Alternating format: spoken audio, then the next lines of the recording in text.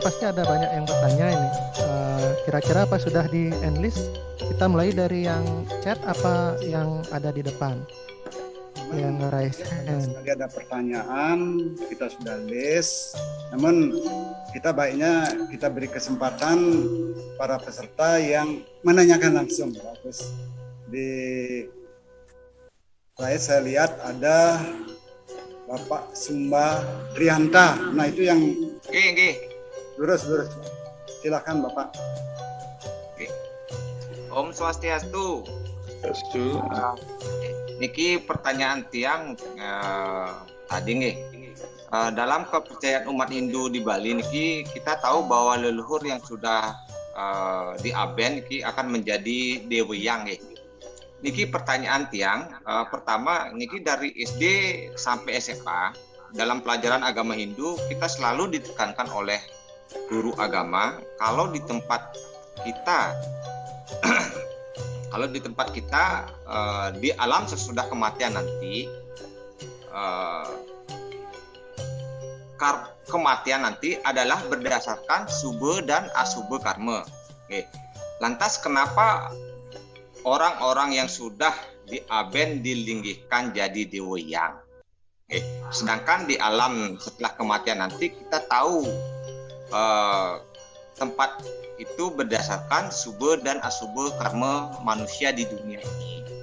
Ini pertama. Kedua, bagaimana kita tahu bahwa leluhur yang sudah diaben itu menjadi Dewa Yang? Apakah cukup hanya dengan keyakinan?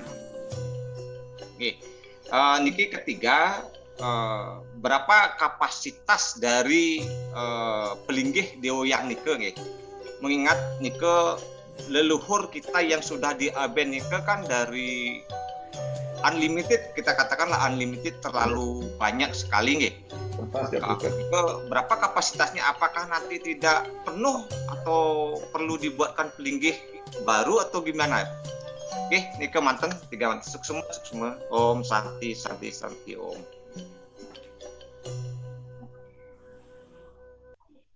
Ya. Lurus di Danang Sir.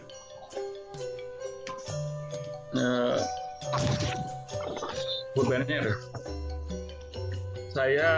siapa saya yang menjawab Bapak ada ide Bagawan dari dulu kurang mendengar saya. Mungkin malah bos ide dados melengkapi nggih. Om Swastiastu, Bapak Sumba Trianta. Iwau sane tiang jawab yang ketiga ada menekeng apakah ada kapasitas? Kalau mengatakan kapasitas, dunia niskala nika adalah tidak mengenal kapasitas. Karena dunia niskala nika sebenarnya unlimited. Unlimited nika dalam artian apapun nika tidak ada unsur limitation, tidak ada unsur kapasitas di dalamnya. Dadosna berapapun selama kita yakin dan percaya bahwa beliau nika distanakan di sana, maka beliau akan selalu ada di sana. Nah, kemudian yang kedua, Niko tentang Nabi Wastana kita apa ajaran daripada guru agama yang kalau setelah orang meninggal Niko apakah dia akan berada di mana?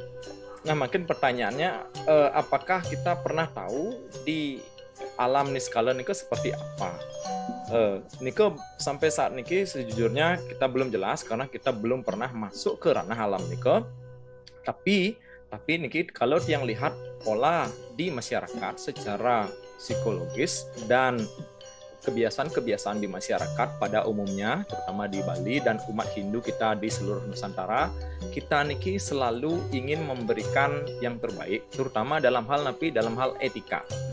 Etika untuk menstanakan baik leluhur yang sudah meninggal nike, kita selalu ingin berikan beliau tempat yang terbaik. Nah, itu merujuk kepada ranah etika. Nah, apapun yang ada di dunia nikilah keunggulan salah satu orang Hindu Nusantara yang bilang tidak hanya di Bali saja, Hindu di seluruh Nusantara. Kita niki memiliki kelebihan yaitu memiliki suatu etika yang baik menurutnya. Nah, dibandingkan Hindu di luar, yang tidak ingin membanding, tidak artinya dalam artian ingin mengejek atau menghina, tetapi Hindu di Nusantara neke etika untuk menunjukkan rasa bakti, terutama pola trihita karananya sangat jalan. Hubungan manusia dengan manusianya bagus, hubungan manusia dengan alam lingkungannya bagus, hubungan manusia dengan Tuhan atau lebih lagi dimensi lain ke sangat baik sekali etikanya. Jadi dadosna niki merujuk kepada masalah etika mantannya. Nah, yang jelas kembali lagi seperti tadi, niki semuanya peranan kita di orang-orang yang seperti Sentana yang masih hidup di Sekala, yaitu kita memberikan yang terbaik apapun perbuatan beliau terdahulunya. Nike setelah beliau meninggal kita tidak pernah tahu akan seperti apa, karena nike ranahnya bukan ke ranah di Sekala, apalagi kita nike belum pernah masuk ke ranah sana. Yang jelas yang lihat kebiasaan manusia, yaitu ke ranah etika. Kita selalu ingin menstanakan apapun yang diperbuat leluhur kita zaman dulu nika, baik atau buruknya, tetap seperti Sentana niki memiliki rasa etika serada bakti. Bagaimanapun juga beliau layak setelah meninggalkan badan kasarnya niki, layak untuk selalu kita muliakan. Begitu. Berarti memang tidak mutlak beliau nike melinggi di sana, cuman nike dari kita yang memuliakan beliau nggih. Berarti nike nggih intinya nggih.